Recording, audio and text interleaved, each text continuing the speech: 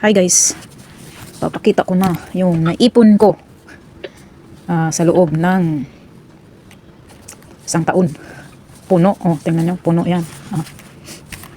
Punong-puno. At kukwentahin na natin kung magkano ang naipon ko sa loob ng 2025. Ayan na. Hirap para akong mag-ano nito. Hirap akong masarado, punong-puno. Kwentahin na natin kung magkano ang naipon ko. Tara! Yan. Punong-puno. Ayan na yan. Sa dami ng naipon ko. Ayan, yung naipon ko sa loob ng 2025. At saka, may sako-sako pa. Naipon. Ayan, sinako. Puro coins. Ito ang naipon. Yan. Coins. Ang dami kong ipon. At saka, meron pa. Wait lang. At meron pa.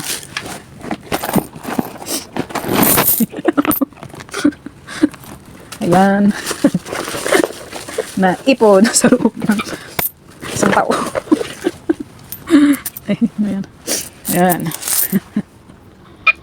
Piso, hindi ito, 25 pesos, 25 centavos ano to, 180.